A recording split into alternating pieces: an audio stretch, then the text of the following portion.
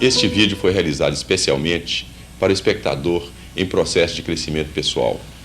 Sugerimos que seja visto em momento de calma. Ele não esgota o assunto. Está dividido em 4 partes de aproximadamente 40 minutos cada uma.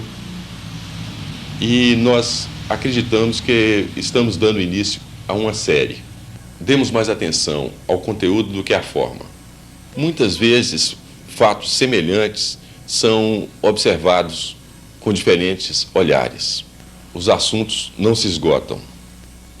Sugerimos também que cada espectador dê uma atenção especial ao seu próprio sentimento enquanto assiste o vídeo. Tomara que gostem.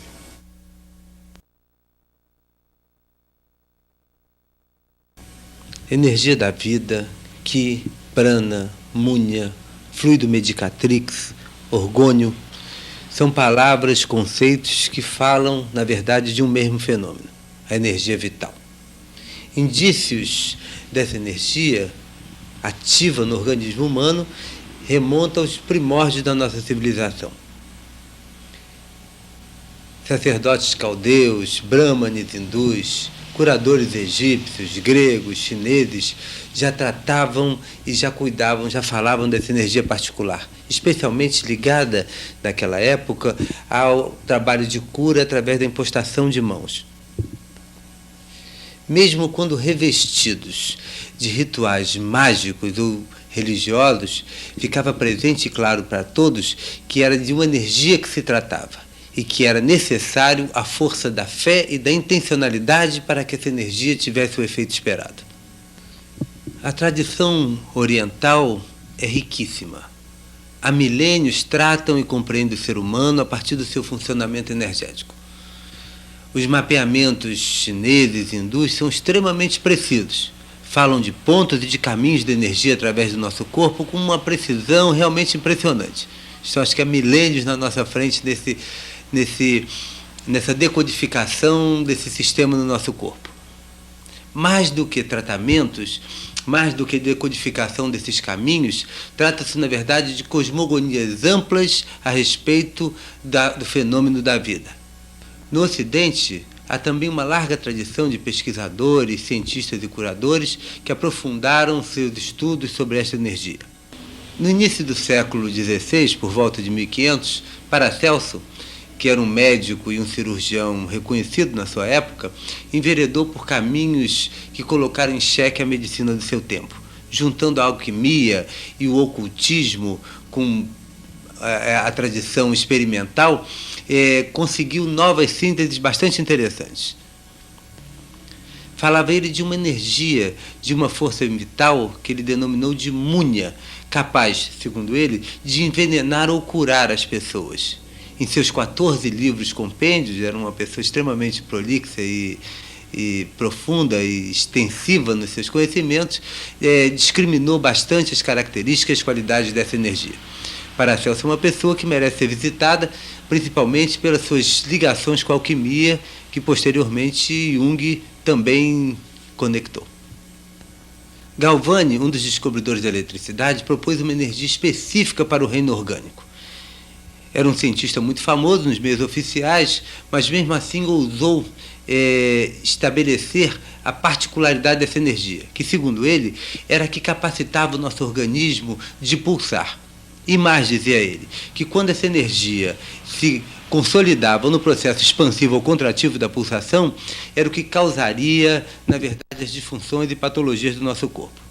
Mas talvez, dentre todos os cientistas ocidentais, quem mais revolucionou e colocou em polvorosa a ciência de sua época foi um francês chamado Anton Mesmer, na época por volta da Revolução Francesa, antes e depois da Revolução Francesa.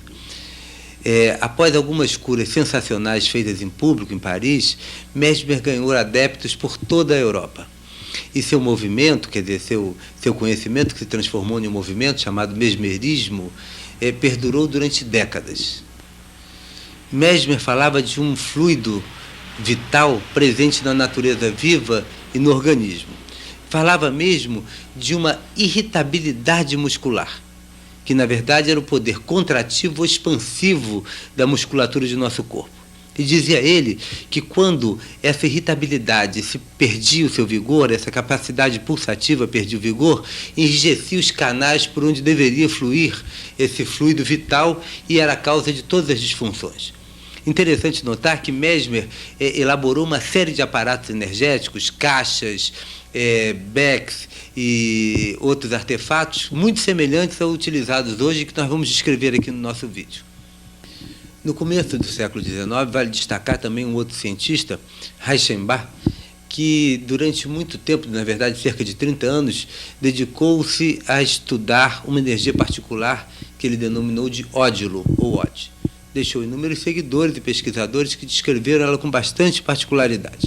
Poderíamos citar mais dezenas de outros pesquisadores e cientistas que anteviram, de certa forma, e pesquisaram essa energia particular presente no organismo humano e nos vegetais e nos animais, na natureza, enfim. Mas mais importante do que fazer um histórico dessas pesquisas é mostrar que as pesquisas que vamos mostrar nesse vídeo, na verdade, têm um histórico atrás de si. Pesquisas energéticas no Ocidente guardaram uma característica. De todas aquelas pessoas, aqueles pesquisadores que eu narrei anteriormente, nenhum deles constituiu, na verdade, um corpo de conhecimentos que perdurasse através do tempo. Na verdade, a primeira pessoa que falou de uma energia particular do humano e que a partir daí se transformou em um caminho de conhecimento foi Freud, no final do século XIX. Freud descobriu uma energia particular denominada por ele de libido. E ele fez o primeiro mapeamento ainda incipiente dessa energia no corpo humano. Ele disse que essa energia, na verdade, ela tinha uma origem sexual, dos órgãos sexuais, e que ela se acumulava e se condensava em determinadas regiões do nosso corpo, que ele chamou de zonas erógenas. Reich foi um discípulo de Freud. Reich começou através de seminários de sexualidade em Viena, e o seu caminho foi a tentativa de quantificar essa energia. E através de pesquisas feitas ao longo de décadas, na verdade 30, 40 anos, o Reich desenvolveu e viu que essa energia não era só presente no organismo, como também presente na atmosfera ao redor. Era uma energia com características e qualidades bastante particulares. Após várias pesquisas experimentais, Reich denominou essa nova energia de orgone e viu que tinha características bastante especiais. A gente aqui não vai precisar discorrer muito sobre elas, mas vamos falar basicamente de duas dessas características. Primeiro, que era uma energia cósmica fundamental presente no organismo e fora dele. E que ela tem uma coisa que a distingue, uma qualidade que a distingue fundamentalmente das outras formas de energias, como a calorífica, a elétrica. É que o potencial maior da energia orgânica absorve energia dos potenciais menores. Ao contrário das outras energias, como a calorífica, onde uma concentração maior sempre cede energia para uma concentração menor. Segundo Reich, o fluxo energético natural do nosso corpo, ele pode ser retido através dessas repressões internalizadas, das contrações musculares crônicas, em 7 locais preferenciais, que seriam os anéis de coraça. E ele identificou 7 segmentos onde nós, de certa forma, retemos o fluxo dessa energia. O segmento ocular, o oral, o cervical, o torácico, o diafragmático, o abdominal e o pélvico. O seu tratamento consistia em desbloquear o fluxo energético novamente, restaurando a naturalidade do corpo. Com a descoberta da energia orgânica, introduziu no seu trabalho, no seu tratamento, determinados aparatos energéticos. O principal deles, descrito no seu livro A Biopatia do Câncer, é a caixa orgânica. A utilização da caixa orgânica abriu espaço para pesquisa e para a utilização de diversos outros artefatos energéticos, e com resultados absolutamente impressionantes, como nós vamos ver a seguir. É médico, uma figura de reputação nacional, nosso amigo de longa data, desde há 12 anos atrás, dos primeiros ciclos Reich, um pesquisador emérito, e que, com a curiosidade dos sábios, resolveu enveredar pelos novos caminhos do conhecimento. É muito interessante o que ele vai falar a seguir, e vocês vão ter oportunidade de ver.